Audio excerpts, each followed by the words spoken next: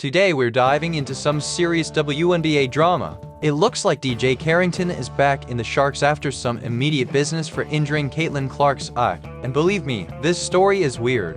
The WNBA audience is dwindling now that Clark is out of the playoffs and the action is heating up in Minnesota.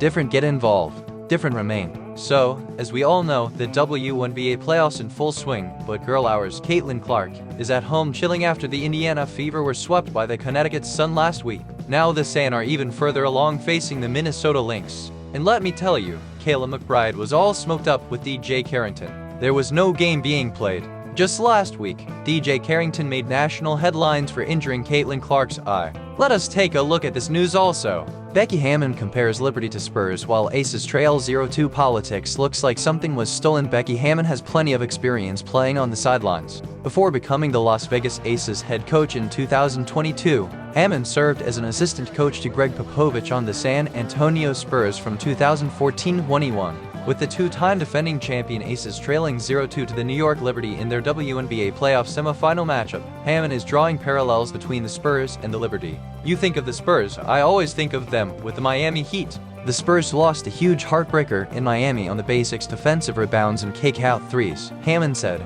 referring to the Spurs' 95-88 loss to the Heat in Game 7 of the 2013 NBA Finals. The Spurs should have won the title that year. They lost that year. They came back the next year with so much passion, so much discipline, and so much focus that nobody could beat them in 2014. The New York Liberty are the Spurs in this scenario. The Aces beat the Liberty 70-69 in Game 4 of the 2023 WNBA Finals in New York last year to win the series 3-1 and win their second consecutive WNBA championship. That was the last time the Aces beat the Liberty. New York beat the Aces this year, winning all three of their encounters, including one in New York and two in Las Vegas. And so far, the Liberty hold a 2-0 lead over the Aces as the best-of-5 semifinal series shifts to Las Vegas for Game 5 on Friday. The Spurs suffered a huge loss in 2013. The Liberty suffered a huge loss last year, and I compare it to that to some extent, Hammon said. The Spurs had everything. They thought they had everything, and we walked away with it. I thought we were the better team. I'm sure they feel like something was stolen. Hammon added, ultimately in 2 years, we've won to New York once.